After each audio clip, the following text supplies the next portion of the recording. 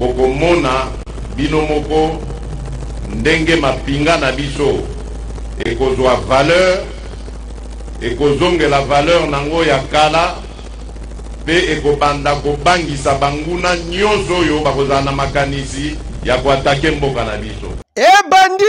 Ebandi deja koya tango mokonzi ya mboka son excellence Félix Antoine Tshisekedi Tshilombo alobaki ke akosilisa makambo oyo ya ba M23 pe akozongisa kimia na est ya République démocratique du Congo.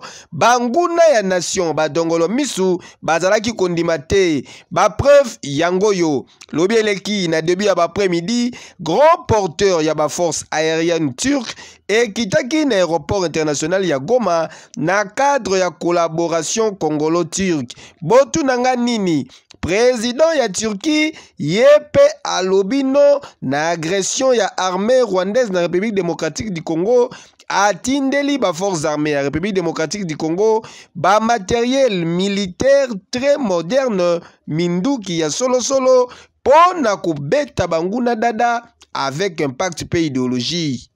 C'est dans un cadre dedans que nous aimerions vous remettre ce papier pour formaliser cette remise.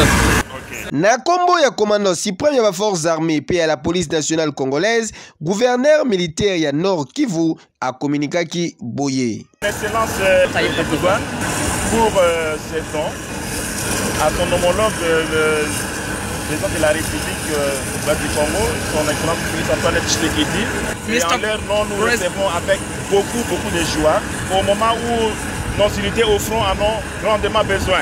Nous comptons sur cette coopération que nous croyons dans l'avenir, ça va produire encore beaucoup de fruits pour les biens de nos deux peuples, donc les Turcs et les RD congolais. Natournaye, commandant adjoint ya 3e zone ya défense, Abakisa Kipe Boye. Nous ne faisons que remercier au commandant suprême des forces armées de la République démocratique du Congo et de la police nationale congolaise aux efforts consentis qui est en train de se donner pour améliorer tant soit peu son armée. Le matériel que vous nous donnez, je pense que ça va nous soulager beaucoup au front. Et Sengeli Boye Bake Don Oyo, ils ont dit qu'on s'inscrire dans le cadre ya levé, ya mesure, ya notification.